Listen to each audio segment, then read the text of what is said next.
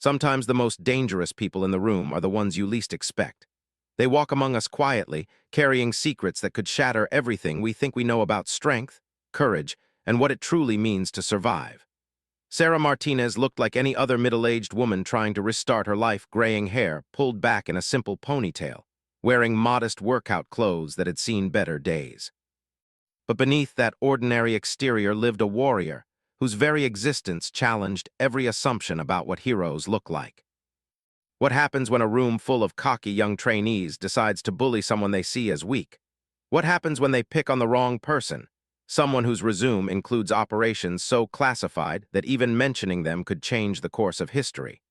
This is the story of mistaken identity, hidden strength, and the moment when underestimation meets unstoppable force.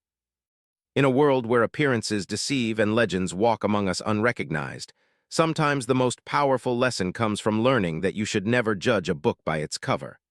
Because some books have chapters written in blood, sweat, and the kind of sacrifice most people can't even imagine. The morning fog hung low over the Coronado Beach training facility as Sarah Martinez parked her beat-up Honda Civic in the far corner of the lot.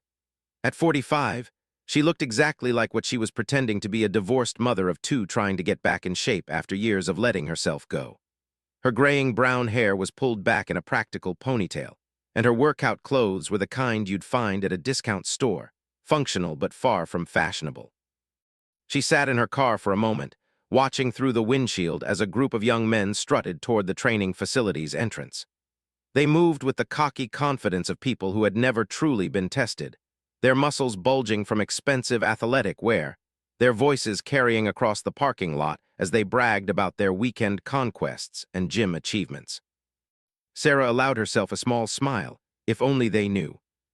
The Coronado Advanced Tactical Training Program was supposed to be the elite of the elite, a place where former military personnel and aspiring law enforcement officers came to push themselves beyond normal human limits. The 6-month course had a 90% dropout rate, and those who completed it were virtually guaranteed positions with the most prestigious security firms in the country. What nobody in that parking lot knew was that Sarah Martinez had helped design half of the training protocols they were about to experience. She grabbed her worn gym bag from the passenger seat and walked toward the entrance, her steps deliberately measured and unassuming. Years of operating in hostile territory had taught her the value of invisibility, of being the person nobody noticed until it was too late. The registration area buzzed with nervous energy as 43 trainees filled out paperwork and tried to size up their competition. Sarah took a seat in the back corner, keeping her eyes down as she completed her forms.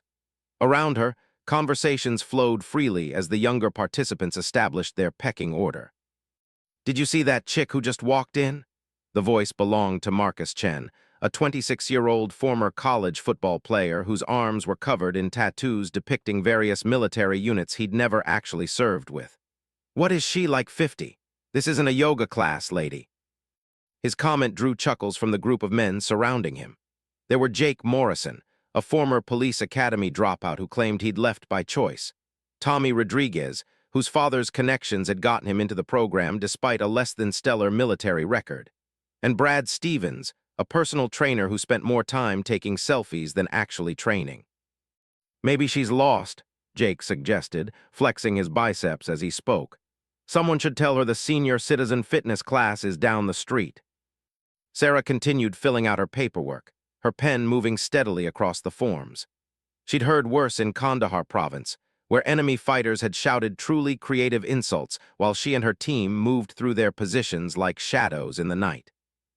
The facility's main training area was impressive, a converted warehouse space filled with obstacle courses, climbing walls, tactical simulation rooms, and enough high-tech equipment to make most military bases jealous. Industrial lights hung from the ceiling, casting harsh shadows that would become familiar to anyone who lasted more than a few weeks.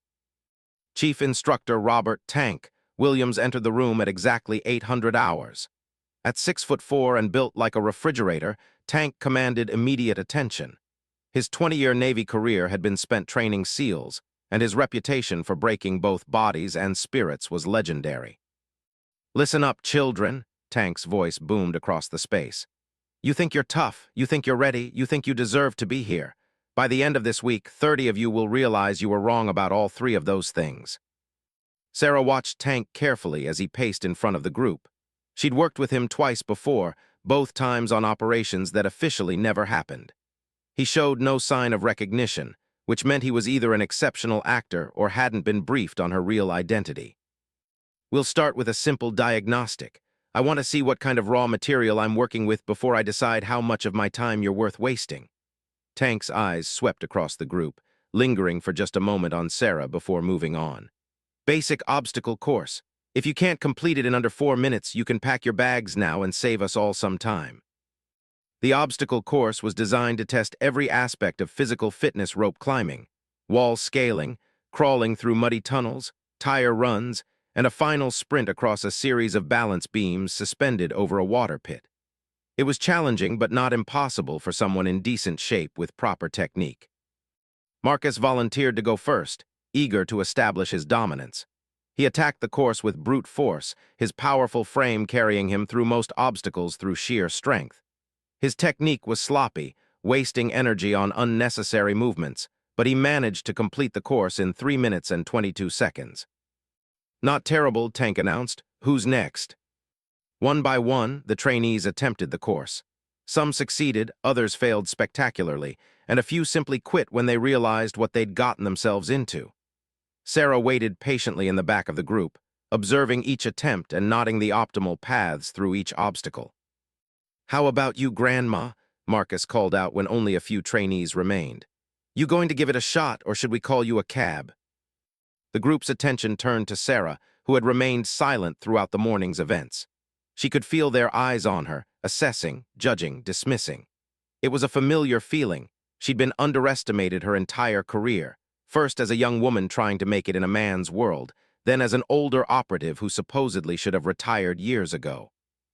"I'll try," Sarah said quietly, her voice carrying just enough uncertainty to maintain her cover. Tank looked at her for a long moment, then shrugged. "Your funeral clock starts when you cross the line." Sarah approached the starting line, taking a moment to stretch her shoulders and adjust her ponytail. Behind her, she could hear Marcus and his friends placing bets on how quickly she'd give up. $50 says she doesn't make it past the rope climb, Jake whispered. "I'll take that action," Tommy replied. "She looks like she might have done some hiking or something. Maybe she'll surprise us." Tank raised his stopwatch. "Ready." Sarah nodded, settling into a runner's crouch that looked awkward and amateur to the casual observer, but was actually a perfect tactical starting position. "Go." The transformation was instant and shocking. Sarah exploded from the starting line with the fluid grace of a predator, her movements suddenly precise and economical. She hit the rope climb at full speed, ascending the 30-foot rope using a technique that allowed her to climb without using her legs, her arms pulling her up in smooth, powerful strokes. The balance beam section that had tripped up several younger trainees became a dance floor under her feet, each step perfectly placed as she maintained momentum without sacrificing stability.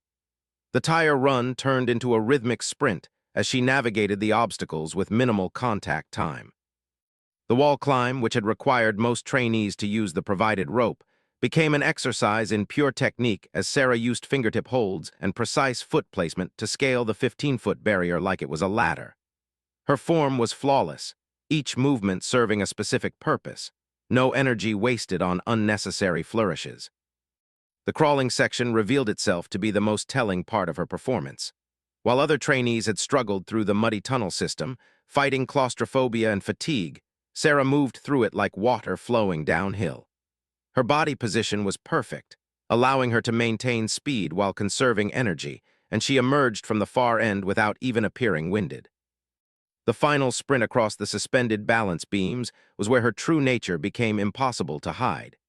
Each footfall was placed with mathematical precision, her center of gravity maintained through micro-adjustments that spoke of thousands of hours of similar training under far more dangerous circumstances. When she crossed the finish line, Tank's stopwatch showed 2 minutes and 18 seconds, a facility record. The silence that followed was complete and profound. 42 pairs of eyes stared at Sarah as she walked calmly back to her position at the rear of the group, not even breathing heavily despite having just demolished the previous best time by over a minute. Marcus was the first to find his voice. What the hell was that? Sarah looked up at him with mild surprise, as if she hadn't noticed anything unusual about her performance. Did I do okay? I used to do some rock climbing when I was younger. Rock climbing, Jake repeated flatly. Tank was studying his stopwatch with the expression of a man who was trying to solve a particularly complex puzzle. Martinez, he called out. Where exactly did you serve? I'm sorry, Sarah replied, tilting her head slightly. Your military service. What branch, what unit? Sarah blinked in apparent confusion. Oh, I never served. I was a kindergarten teacher before my divorce. I just thought this might help me get back in shape. The lie was delivered with such genuine-sounding uncertainty that several trainees actually nodded in sympathy. Only Tank continued to stare at her with narrowed eyes, his decades of experience telling him that something didn't add up.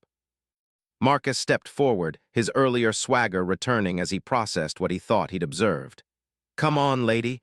Nobody moves like that without serious training. What are you really doing here?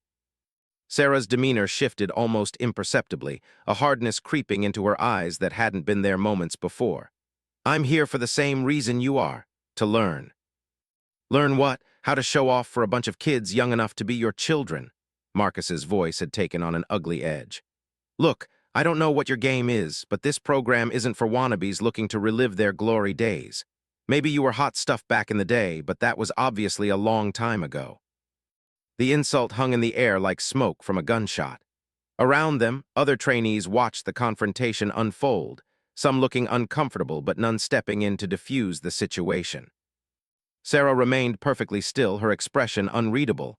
I see. I mean seriously, Marcus continued, emboldened by her apparent passivity. What's next? Are you going to tell us you're some kind of secret agent? Maybe you're actually Wonder Woman in disguise. The laughter that followed was cruel and dismissive, the kind of sound that bullies make when they think they've identified an easy target. It was the laughter of people who had never faced real danger, who had never been forced to depend on someone else for their very survival. Sarah looked around the group, making eye contact with each person who was laughing at her expense. Her gaze lingered longest on Marcus, and for just a moment, something flickered in her eyes that made him take an involuntary step backward. Then the moment passed, and Sarah was just a middle-aged woman being mocked by a group of young men who thought they knew everything about strength and courage.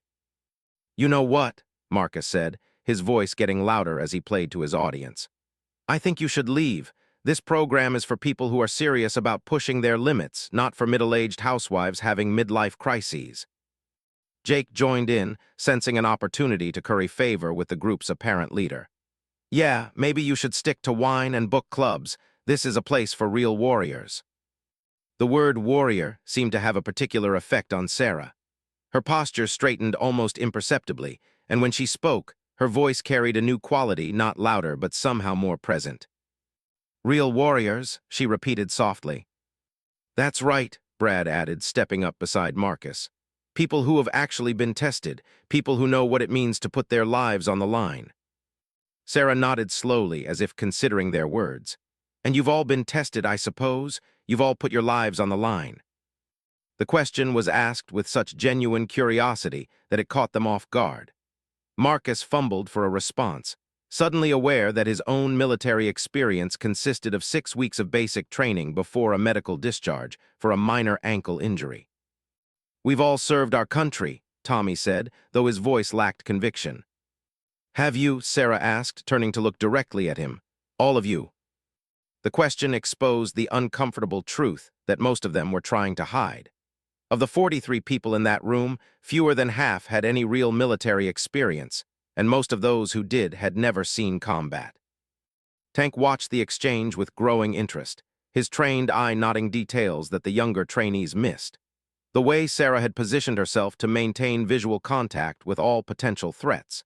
The subtle shift in her breathing pattern that indicated controlled aggression rather than fear. The micro-expressions that suggested someone accustomed to making life-or-death decisions under pressure. Look, Marcus said, his tone becoming more aggressive as he sensed the conversation slipping away from him. I don't care what you used to do or think you used to do. This isn't the place for you. You're going to get hurt, or worse, you're going to get someone else hurt because you can't keep up.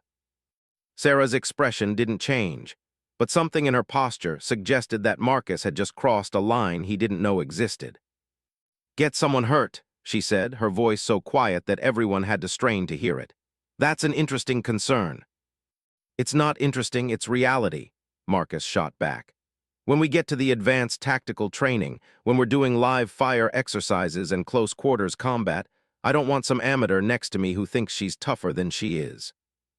The mention of close quarters combat seemed to amuse Sarah, though her smile was barely visible. "Close quarters combat," she murmured. "Yes, that can be dangerous if you don't know what you're doing." Tank stepped forward, sensing that the situation was about to escalate beyond his control. "All right, that's enough. Martinez, you earned your place here with that time on the course. Chen, Rodriguez, Morrison, Stevens, you four just earned yourselves extra conditioning work for the next week." But Marcus wasn't finished. Perhaps sensing that this was his moment to establish dominance, or maybe just unable to back down from a challenge, he took another step towards Sarah. "Extra conditioning? For what? Telling the truth?" His voice rose with indignation. "Chief, with all due respect, putting her in the same training group as serious candidates is going to compromise the entire program." Sarah's head tilted slightly, like a predator studying prey. "Compromise the program?" she repeated. "How exactly would I do that?" "By not being able to keep up," Marcus said, his confidence returning. "By slowing everyone down, by being a weak link that the rest of us have to compensate for." "I see," Sarah's voice remained perfectly level. "And you're concerned about weak links." "Damn right I am." The room had gone completely silent. Even Tank seemed frozen, watching the confrontation unfold with the fascination of someone observing a natural disaster. Sarah looked around the room one more time, her gaze settling briefly on each face before returning to Marcus. When she spoke, her words carried a weight that seemed to press down on everyone present. "You know," she said conversationally, "in my experience, the people who worry most about weak links are usually the ones who have never actually depended on their teammates for survival. They're the ones who have never had to trust someone else with their life in a situation where hesitation means death." Marcus's face flushed red. "What's that supposed to mean?" Sarah shrugged. "Nothing at all, just an observation." The dismissiveness of her tone was clearly intended to infuriate Marcus, and it worked. His hands clenched into fists, and when he spoke, his voice shook with barely controlled anger. "You want to make observations? Here's one for you: you don't belong here. This is a program for elite operators, not for soccer moms who watched too many action movies and decided they wanted to play soldier." The word soldier seemed to hit Sarah like a physical blow, but not in the way Marcus intended. Instead of wounded, she looked almost nostalgic. "Play soldier," she said softly. "That's interesting phrasing." Tank stepped forward again, his voice carrying command authority. "That's it. This conversation is over. Everyone get ready for the next phase of testing." But Marcus wasn't listening anymore. Something about Sarah's calm responses had pushed him beyond rational thought, and he made the mistake that would define the rest of his time in the program. He reached out and grabbed Sarah's arm, his grip tight enough to leave marks. "Listen to me, you delusional old." He never finished the sentence. What happened next took less than 2 seconds, but to everyone watching, it seemed to unfold in slow motion. Sarah's reaction was so swift, so precise, and so devastatingly effective that it redefined everyone's understanding of what they had just witnessed on the obstacle course. Marcus found himself on his back, his arm twisted at an angle that suggested serious injury if he moved wrong, with Sarah's knee positioned precisely over his carotid artery. The technique was so advanced, so perfectly executed, that it was clearly the product of extensive training in systems that most people had never heard of. The woman who moments before had seemed like a harmless middle-aged civilian had become something entirely different. Her posture radiated controlled violence, her breathing remained perfectly steady, and her eyes held a coldness that suggested she was evaluating exactly how much force would be necessary to end the threat permanently. "The first rule of close quarters combat," Sarah said quietly, her voice carrying easily through the silent room, "is never grab someone unless you're prepared for them to grab back." Marcus tried to speak, but Sarah's position made it difficult for him to breathe properly, let alone talk. His eyes were wide with shock and the dawning realization that he had made a catastrophic error in judgment. "The second rule," Sarah continued, "is that in a real fight there are no rules. No referees, no timeouts, no second chances, just consequences." She looked up at the circle of stunned faces surrounding them, her expression returning to the mild confusion she'd worn earlier. "I hope that was educational," she said pleasantly. "Shall we continue with the training?" The silence that followed Sarah's demonstration stretched on for what felt like hours, but was probably only 30 seconds. Marcus remained motionless on the ground, his face pale and his breathing shallow. The other trainees stood frozen in place, their minds struggling to process what they had just witnessed. Tank was the first to move, stepping forward with the careful movements of someone who had suddenly realized he was in the presence of apex predator. "Martinez," he said quietly, "you can let him go now." Sarah looked down at Marcus as if she had forgotten he was there, then released her hold and stepped back. Marcus rolled to his side, gasping and rubbing his throat, his earlier swagger completely gone. "My apologies," Sarah said, her voice returning to the uncertain tone she'd maintained all morning. "I didn't mean to hurt him, it was just instinct." Tank studied her face carefully. "Instinct," he repeated. "Well, yes, I mean he grabbed me and I just reacted." Sarah seemed genuinely distressed by the incident. "I hope he's all right, maybe I should call someone." The performance was flawless, but Tank had been training elite operators for too many years to be fooled by even the best acting. The technique Sarah had just demonstrated wasn't something you learned in a weekend self-defense class. It was a combat application of advanced joint manipulation combined with precise pressure point targeting, the kind of skill that took years to develop and was only taught in very specific military programs. Marcus struggled to his feet, his face red with embarrassment and rage. "You crazy bitch," he spat. "What the hell is wrong with you?" The change in Sarah's demeanor was instant and terrifying. The uncertainty vanished from her face, replaced by an expression of such focused intensity that several trainees took involuntary steps backward. When she spoke, her voice carried the kind of authority that made people want to stand at attention. "I would suggest," she said quietly, "that you be very careful about your choice of words right now." Marcus opened his mouth to respond, then seemed to think better of it. Something in Sarah's eyes suggested that her earlier restraint had been a courtesy that could be withdrawn at any moment. Tank stepped between them, his command presence finally asserting itself. "That's enough from both of you. Chen, go see the medic and make sure you're not injured. Martinez, I need to speak with you privately." As the group began to disperse, whispered conversations breaking out among the trainees, Sarah followed Tank to a small office adjacent to the main training area.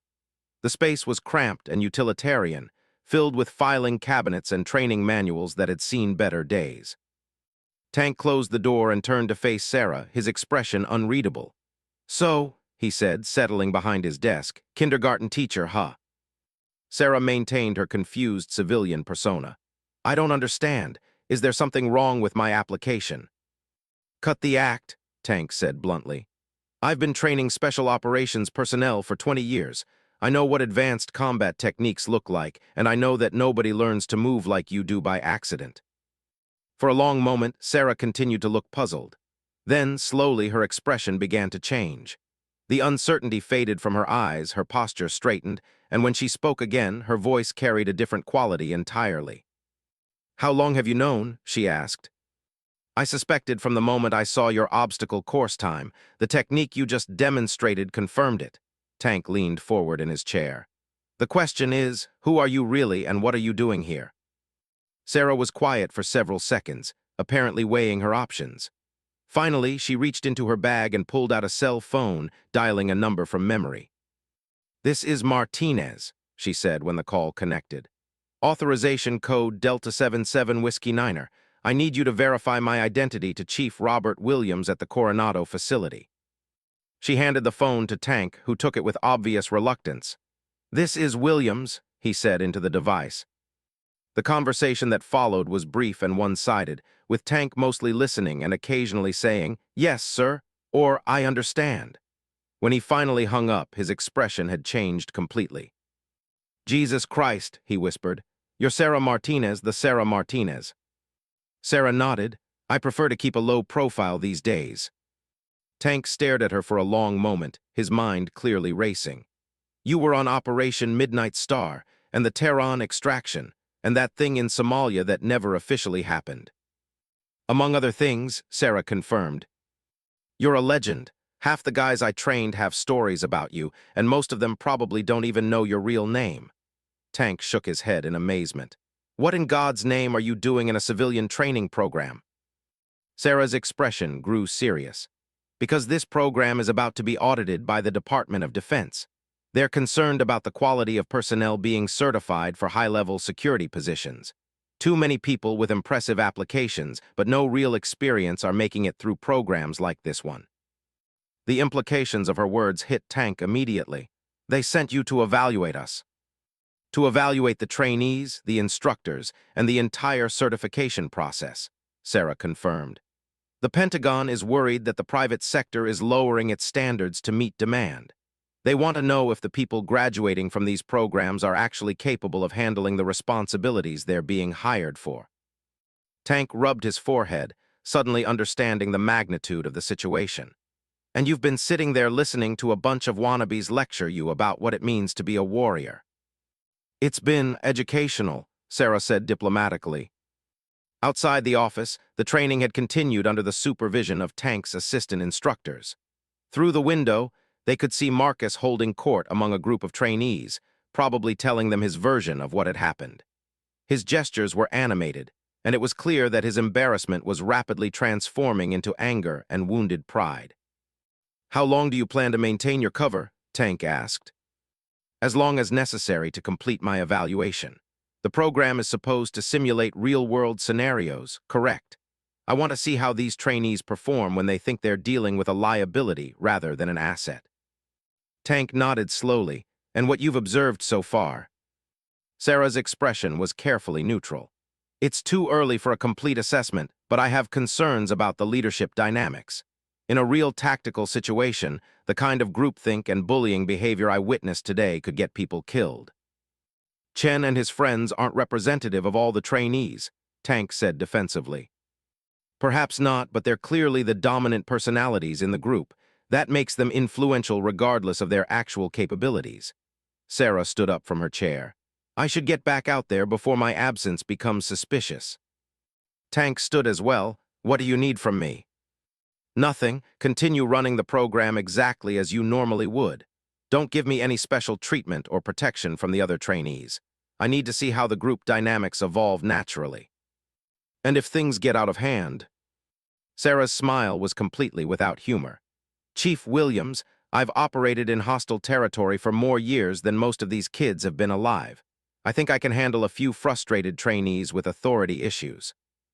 When Sarah returned to the main training area, she found that the morning's incident had become the primary topic of conversation. Small groups of trainees were clustered around the equipment, their voices lowered but their excitement obvious. I'm telling you, she got lucky, Marcus was saying to a circle of attentive listeners. I wasn't expecting her to do something crazy like that. If I'd been ready for it, things would have gone very differently. Jake nodded agreement. Nobody just learns moves like that from watching YouTube videos. She's got to have some kind of background she's not telling us about. Maybe she was married to a soldier or something, suggested Brad. You know how military wives pick up things from their husbands. The theory was so far from reality that Sarah had to suppress a laugh. She approached the group slowly, maintaining the hesitant demeanor that had served her well so far. Is everyone okay? She asked, genuine concern in her voice. I feel terrible about what happened earlier. Marcus turned to face her, his expression hostile. Yeah, we're fine, no thanks to you. I really am sorry, Sarah continued. I took some self-defense classes after my divorce, but I didn't realize I would react so strongly. I hope I didn't hurt you. Self-defense classes, Tommy repeated skeptically. What kind of self-defense classes teach you to drop a guy twice your size in 2 seconds? Sarah shrugged apologetically. The instructor said I was a natural. I guess I have good reflexes. The explanation was so deliberately inadequate that it actually made her story more believable. Anyone trying to hide serious training would have come up with something more elaborate. Marcus stepped closer to her, his voice low but audible to the surrounding group. Look, lady, I don't know what your deal is, but you need to understand something. This isn't a game. When we move on to the advanced phases of training, people are going to be depending on each other for safety. I can't have someone on my team who's unpredictable. I understand, Sarah said quietly. I'll try to be more careful. It's not about being careful, Marcus continued, warming to his theme. It's about being honest. If you've got serious training, you need to tell people. If you're here for some kind of personal agenda, you need to come clean about it. Jake joined in, sensing an opportunity. Maybe you should consider whether this program is really right for you. There's no shame in admitting you're in over your head. The suggestion was delivered with false sympathy, but the underlying message was clear. The group was giving her one last chance to leave voluntarily before they made her life uncomfortable enough to force her out. Sarah looked around at the faces surrounding her, noting the mix of curiosity, suspicion, and outright hostility. These young men had decided she was a threat to their self-image, and they were prepared to escalate their harassment until she removed herself from their environment. What they didn't understand was that Sarah had faced similar situations in environments where the stakes were considerably higher than hurt feelings and wounded pride. She had been the only woman on teams where some members initially resented her presence. She had operated in cultures where her very existence was considered an insult to traditional masculine authority. She had learned to navigate these challenges not by confronting them directly, but by demonstrating her value so consistently and overwhelmingly that opposition became impossible to maintain. But this situation was different. Here, demonstrating her true capabilities would compromise her mission. She needed to maintain her cover while somehow managing the increasingly hostile group dynamics that were developing around her. "You know what?" Marcus said, apparently interpreting her silence as weakness. "I think we need to have a group discussion about this, about whether someone who can't be honest with their teammates really belongs in a program like this." He raised his voice, addressing the other trainees scattered around the training area. "Hey, everyone, can we get together for a minute? I think we need to talk about team cohesion and trust." The request was phrased reasonably, but Sarah recognized it for what it was, an attempt to organize group pressure that would force her to quit. It was a tactic she'd seen used against unpopular team members in various military units, and it was often effective against people who lacked the confidence or support to weather the social isolation. As the trainees gathered around, Sarah found herself at the center of a circle that felt increasingly hostile. Tank and his assistant instructors were busy setting up equipment for the afternoon session, apparently unaware of the confrontation developing among their students. Marcus stood up on an equipment crate so that he could address the group more effectively. "Look, we all saw what happened earlier. Martinez here demonstrated some pretty advanced combat techniques, then tried to tell us she learned them in a community center self-defense class."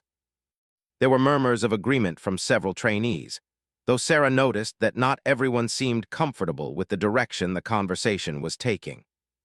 "Now, I don't have a problem with people having backgrounds they don't want to discuss," Marcus continued.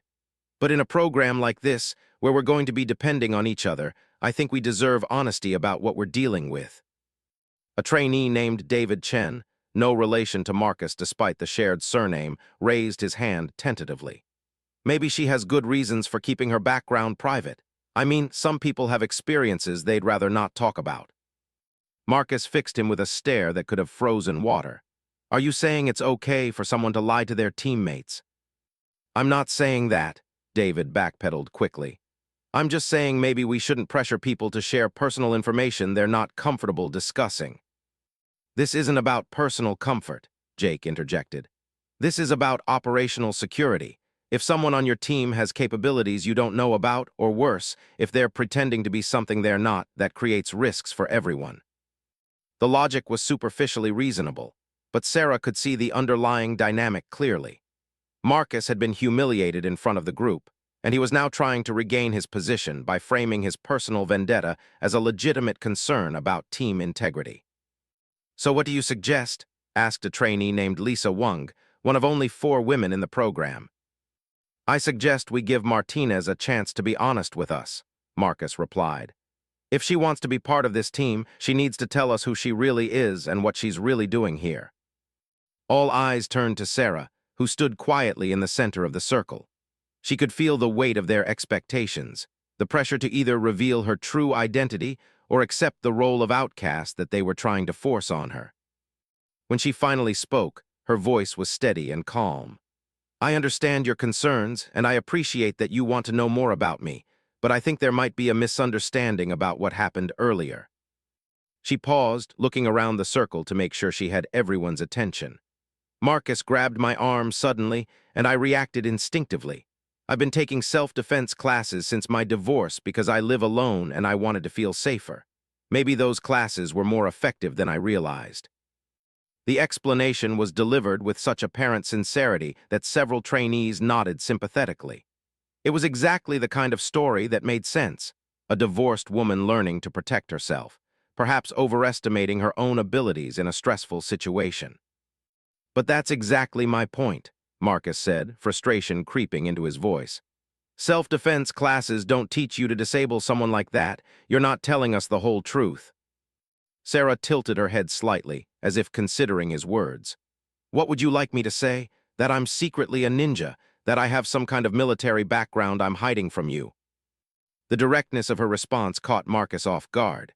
By addressing his suspicions so openly, she had made them sound paranoid and unreasonable.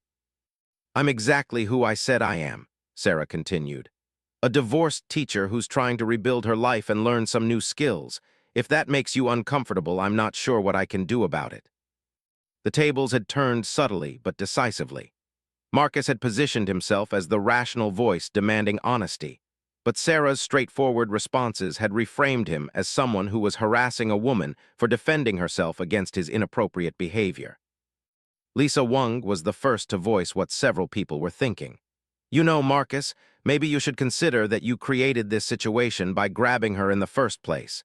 If someone grabbed me like that, I'd probably react pretty strongly too." A few other trainees murmured agreement, and Sarah could see the group dynamic beginning to shift. Marcus's attempt to isolate her was backfiring, turning him into the aggressor rather than the victim. "This isn't about what I did," Marcus said quickly, sensing the change in mood. "This is about her reaction being completely disproportionate to the situation." "Was it?" asked David Chen.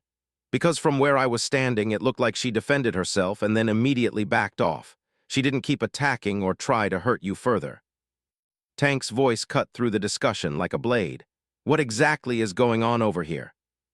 The chief instructor had approached the group without anyone noticing, and his presence immediately changed the atmosphere. The trainees scattered slightly, suddenly aware that their unauthorized meeting might not be appreciated by the staff. Marcus stepped down from the crate, his authority evaporating in the face of Tank's command presence.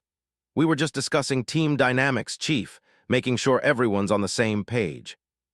Tank's gaze swept across the circle, nodding the defensive postures and guilty expressions. "Team dynamics," he repeated flatly. "And what conclusions did you reach?" "Well, we think," Marcus began, then trailed off as he realized how weak his position had become. "You think what?" Tank prompted. Sarah stepped forward slightly. "There was some confusion about what happened earlier, Chief. I think we've cleared it up now." Tank looked at her for a long moment, then addressed the group as a whole. "In case anyone has forgotten, you're here to train, not to hold group therapy sessions. The afternoon session starts in 15 minutes. I suggest you use that time to hydrate and check your equipment instead of gossiping like teenagers." The dismissal was clear and final. As the group dispersed, Sarah could see that the attempted intervention had failed completely. Instead of isolating her, Marcus had managed to make himself look petty and unreasonable while generating sympathy for her position. But she also knew that this was just the beginning. Marcus's ego had been bruised twice now, and people like him rarely accepted defeat gracefully. He would look for other ways to assert his dominance and undermine her position in the group. The afternoon session was focused on tactical movement and communication skills that would be essential in the law enforcement and security positions most trainees were hoping to obtain after graduation.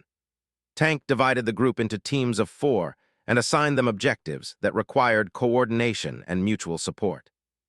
Sarah found herself assigned to a team with Lisa Wang, David Chen, and a quiet former Marine named Alex Rodriguez. It was clearly not a coincidence Tank had paired her with the trainees who had shown the most reasonable attitudes during the morning's confrontations. Marcus, meanwhile, was leading a team that included Jake, Tommy, and Brad, essentially the core of the opposition that had formed around him. The message was subtle but clear. If you want to play politics instead of focusing on training, you can deal with the consequences. The exercise involved navigating through a mock urban environment while maintaining communication and avoiding simulated enemy positions. It was designed to test not just physical skills, but the ability to work as part of a coordinated unit under pressure. Sarah's team moved through the course with efficiency that bordered on the supernatural. Her suggestions for routes and tactics were delivered so quietly that they sounded like hesitant proposals, but they proved to be consistently optimal. Lisa and David followed her lead without question, while Alex watched her with growing amazement. "You've done this before," he whispered during a brief pause behind cover. "This exact type of exercise." Sarah looked at him with apparent surprise. "I don't think so. It just seems logical to avoid the obvious routes and try to stay in dead ground." "Dead ground," Alex repeated. "That's a military term." "Is it? I must have picked it up somewhere." Sarah's smile was innocent and completely unconvincing. Meanwhile, Marcus's team was struggling. Their leader's approach was based on aggressive action and overwhelming force tactics that might work in some situations, but were completely inappropriate for the stealth-based scenario they'd been given. His loud commands and dramatic gestures had attracted the attention of every simulated enemy position on the course. "This is bullshit," Jake complained as their team failed the exercise for the third time. "This course is designed for people with military experience. Civilians don't know how to do this stuff." "Martinez's team seems to be doing fine," Alex called out from across the training area, unable to resist the dig. Marcus turned to look at Sarah's team, which had completed the course flawlessly while his group was still fumbling through the initial obstacles. His face flushed with anger and embarrassment. "Yeah, well, some people have advantages they're not telling us about," he shot back. Tank appeared beside him with the silent movement of a professional soldier. "Did you have something to add, Chen?" Marcus straightened up, trying to recover his composure. "No, Chief, just observing that some team configurations seem more effective than others." "Interesting observation," Tank replied dryly. "Perhaps you'd like to explain why your team has failed to complete the exercise while Martinez's team has succeeded 3 times in a row." The question hung in the air like a challenge. Marcus looked around for support from his teammates, but found only uncomfortable silence. Even Jake and Tommy seemed reluctant to voice their earlier complaints in front of Tank. "Maybe," Tank continued, "you should focus less on what other teams are doing and more on improving your own performance, unless you think your current approach is working." Marcus's jaw clenched, but he managed to keep his voice level. "No, Chief, we'll work on improving our coordination." "Outstanding," Tank said with obvious sarcasm. "I'm glad to hear it." As the afternoon wore on, the performance gap between the teams became increasingly obvious. Sarah's group completed every exercise efficiently while maintaining the appearance of normal civilian effort. Marcus's team struggled with even basic concepts, their leader's ego preventing him from accepting suggestions or adapting his approach. By the end of the day, the division among the trainees had become clear and probably permanent. About half the group had recognized that Sarah's earlier demonstration represented genuine skill rather than lucky accident, and they were beginning to gravitate toward her quiet competence. The other half remained loyal to Marcus's version of events, convinced that she was somehow cheating or receiving unfair assistance. As the trainees filed out of the facility, Sarah overheard fragments of conversation that confirmed her assessment of the situation. "I'm telling you, there's something not right about her," Marcus was saying to his inner circle. "Nobody gets that good at this stuff by accident." "So what if she does have training?" Lisa Wang replied from nearby. "Maybe she's exactly the kind of person we should be learning from instead of trying to tear down." "Learn from someone who lies to our faces," Jake shot back. "That's not the kind of teammate I want to depend on." Sarah listened to the exchange with professional detachment. She had seen this pattern many times before. Groups under stress often split along ideological lines, with different factions developing incompatible narratives about the same events.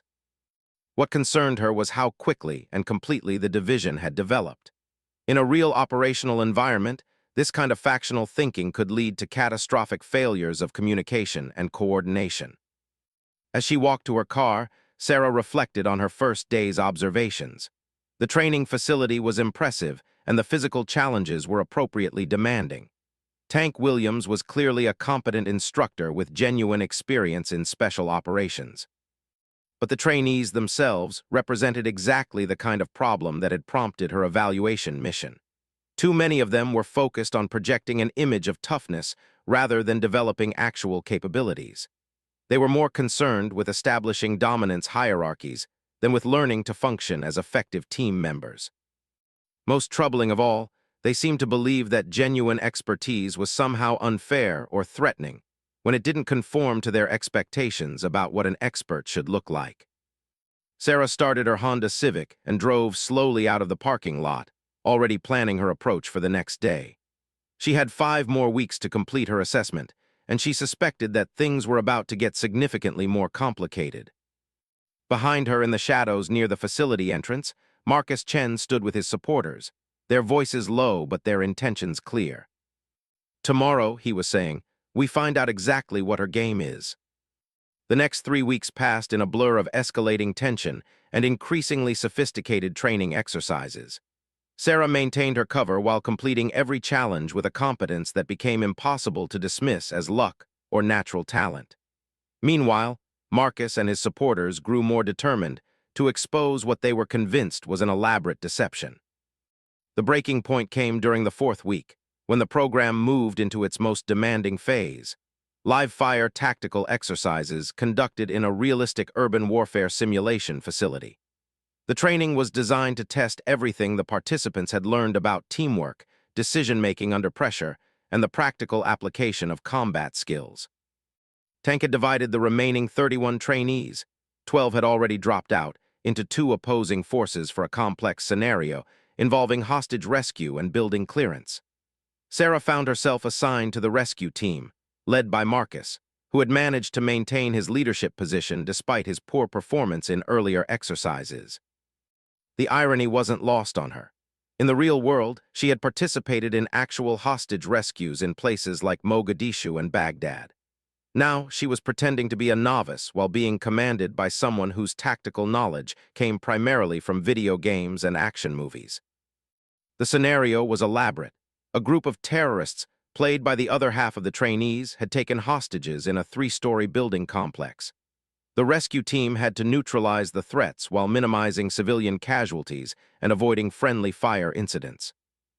Marcus gathered his team around a tactical planning board, his demeanor serious as he outlined his strategy. "Okay, people, this is what we've been training for. We're going to hit them hard and fast, shock and awe.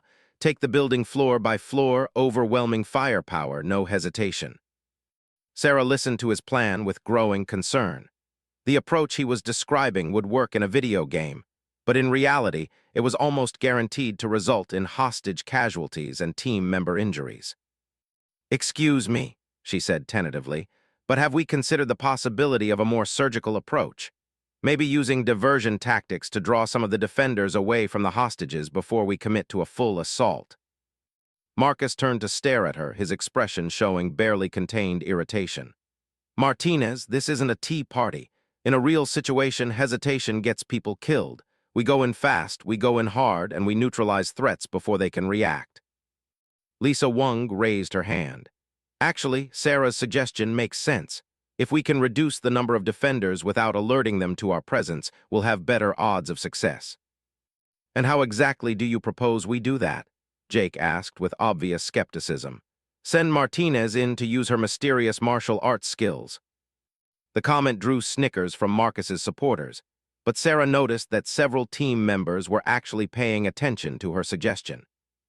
David Chen spoke up from the back of the group. "What if we used the building's fire alarm system, create a distraction that would draw some of the defenders outside to investigate?" Sarah nodded approvingly. "That could work, or we could use the fact that they're expecting us to come through the main entrances if we approached from an unexpected direction." "What unexpected direction?" Marcus interrupted. "It's a 3-story building with guards at every entrance. We're not ninjas, Martinez. We can't just rappel down from helicopters or tunnel through the walls." Sarah looked at the building schematics Tank had provided, nodding details that Marcus had apparently missed. Actually, there's a maintenance tunnel system that connects to the basement level, if a small team could access that.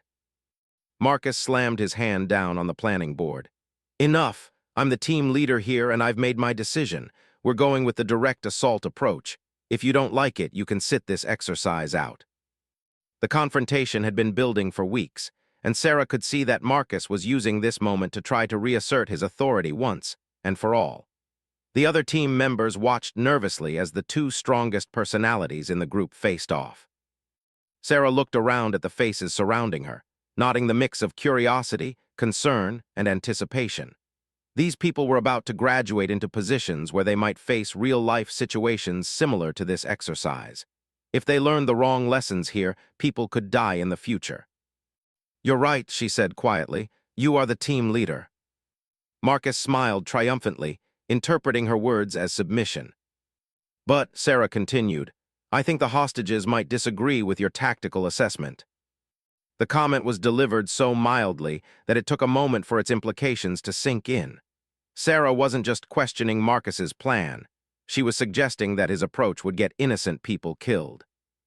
Marcus's face went red with anger. "Are you questioning my competence?" Sarah met his gaze steadily. "I'm questioning your plan." The distinction was subtle but important, and several team members picked up on it immediately. Sarah wasn't making it personal. She was focusing on the tactical merits of different approaches. "Fine," Marcus said, his voice tight with controlled fury.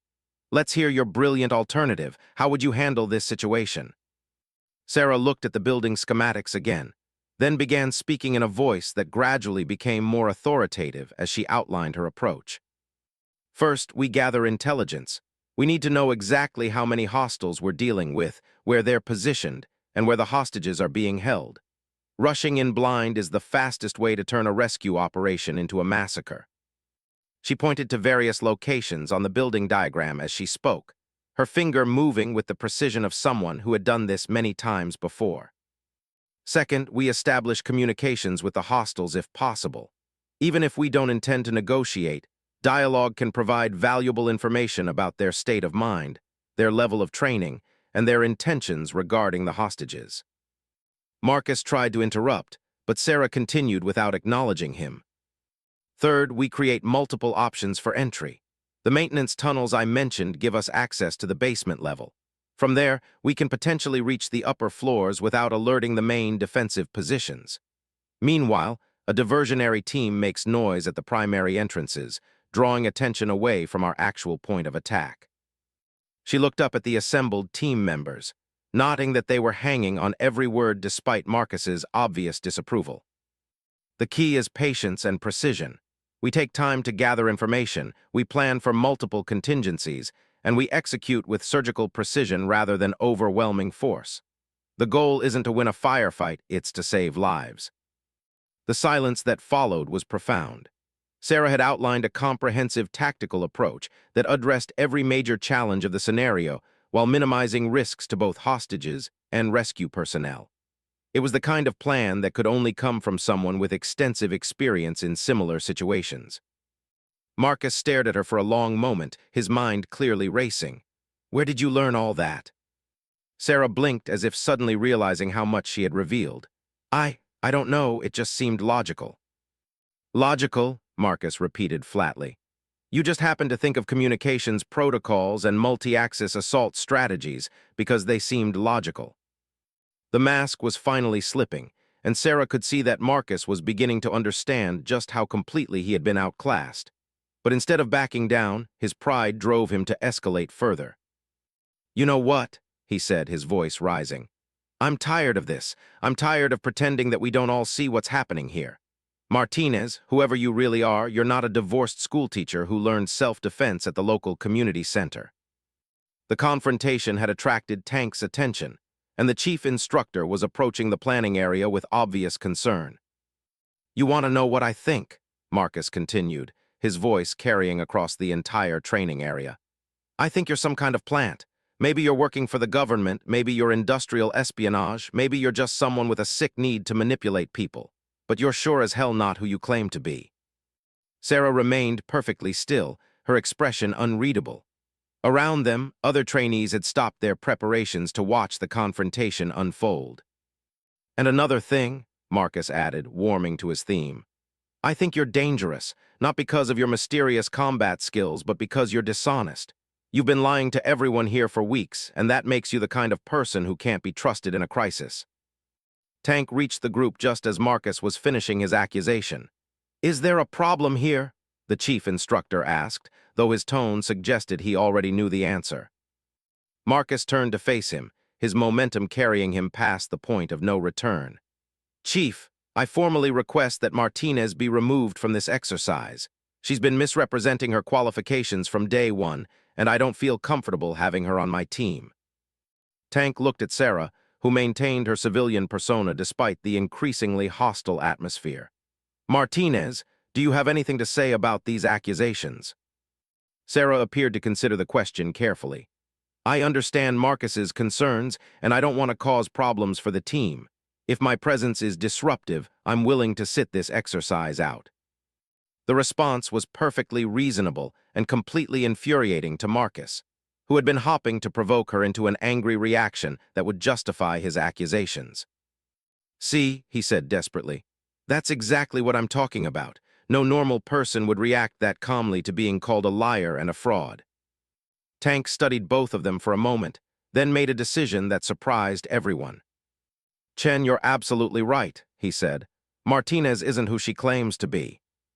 Sarah's head snapped up, genuine surprise flickering across her features for the first time in weeks. Tank continued, his voice carrying easily across the training area as more trainees gathered to listen.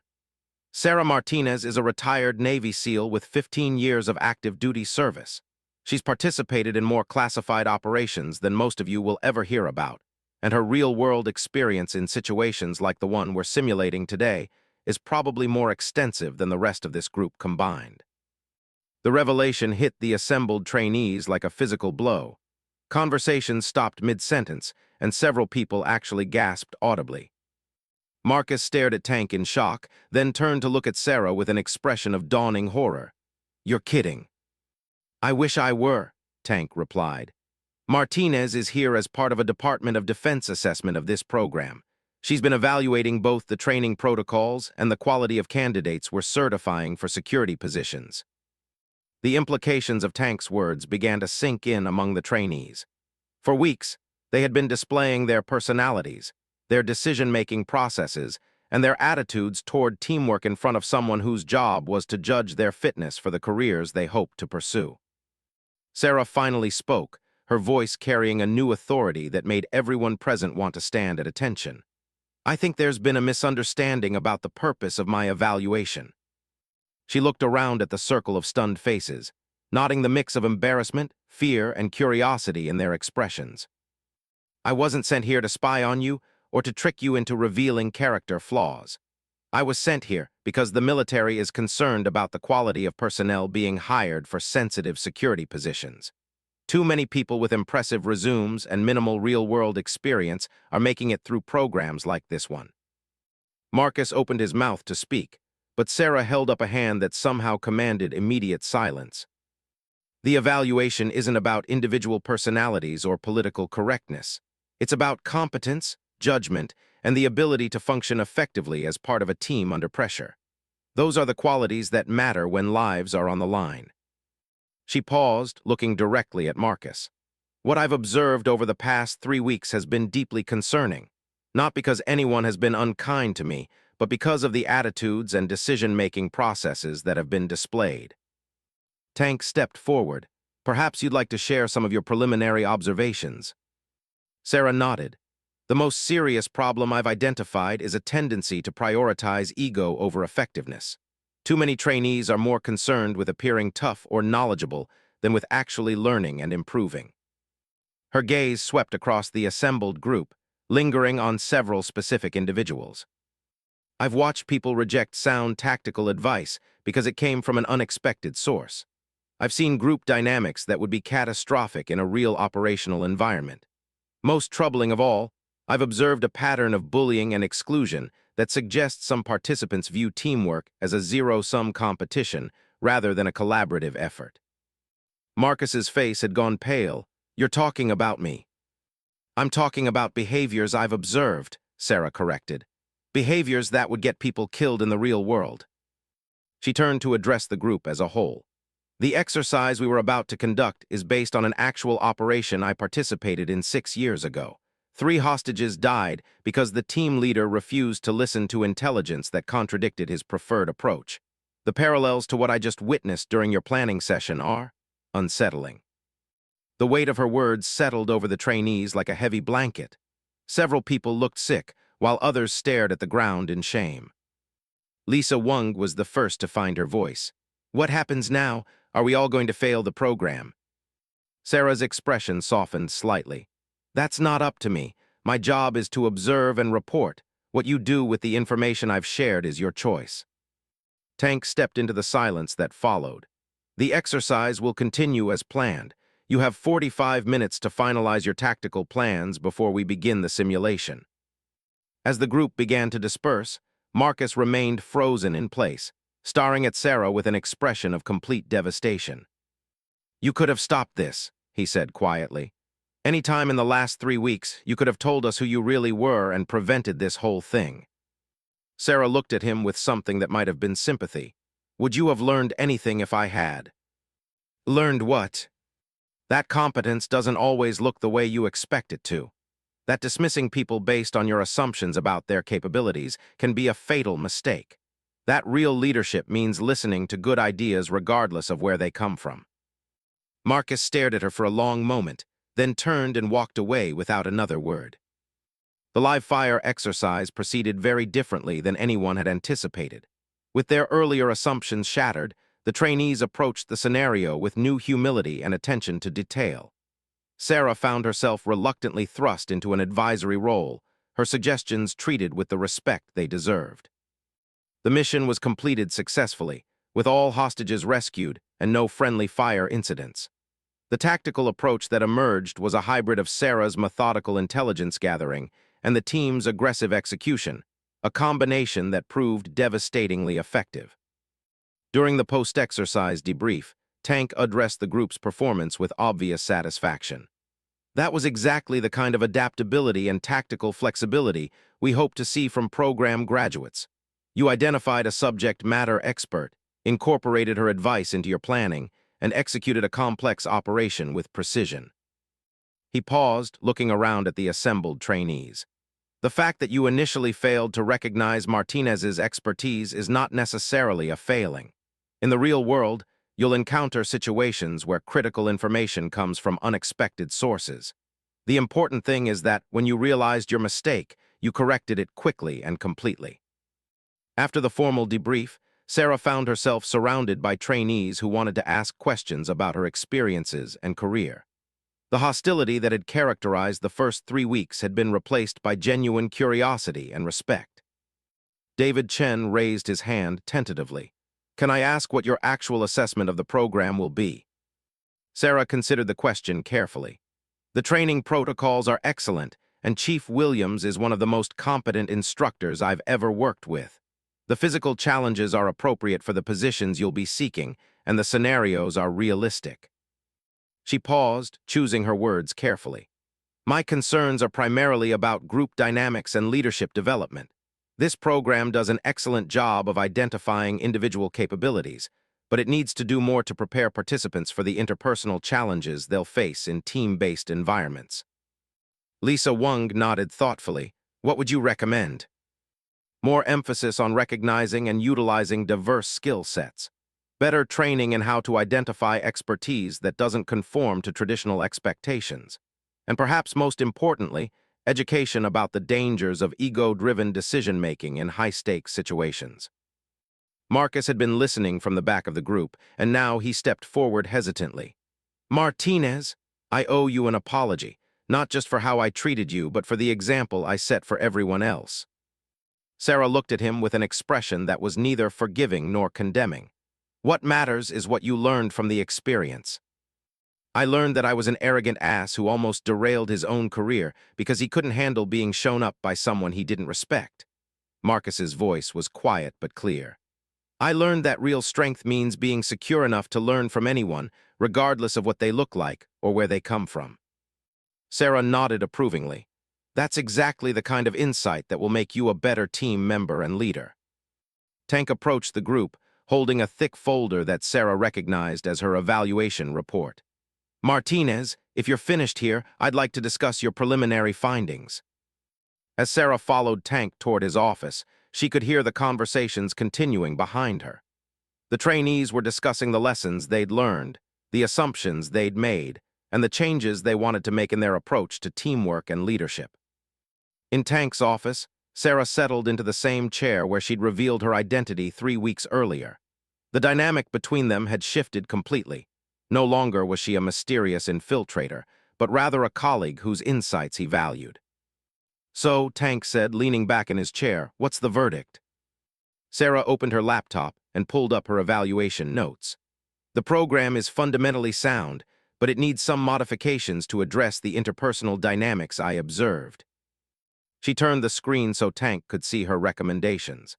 I'm suggesting the addition of leadership rotation exercises, where different participants take turns commanding the same team through similar scenarios. That would help identify natural leaders while also teaching everyone to function effectively in subordinate roles. Tank nodded thoughtfully. What else? Blind skill assessments, where participants demonstrate capabilities without revealing their backgrounds or identities. I think a lot of the problems I observed stemmed from people making assumptions based on appearance rather than actual performance. Sarah scrolled down to the next section of her report. And mandatory diversity and inclusion training specifically focused on operational environments. Not the usual corporate sensitivity training, but practical education about how unconscious bias can compromise mission effectiveness. Tank studied her recommendations carefully. These are good suggestions. What about the individual assessments? Sarah's expression grew more serious. That's more complicated.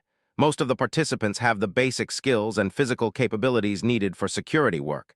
The question is whether they have the judgment and interpersonal skills needed for leadership positions. She pulled up a different document. I've identified 8 participants who I believe are ready for immediate placement in senior security roles. 15 who would benefit from additional leadership training before taking on supervisory responsibilities.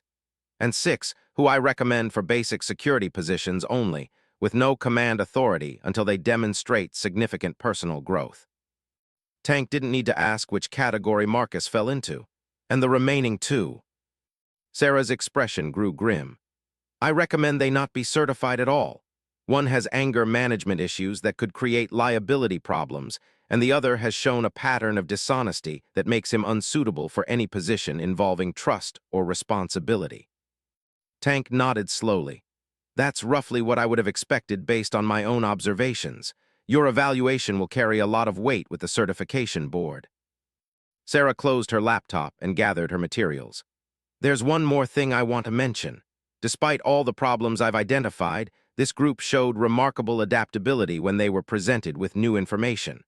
They were able to overcome weeks of dysfunction and execute a complex mission successfully once they understood the stakes. She stood up from her chair. That suggests that the underlying capability is there.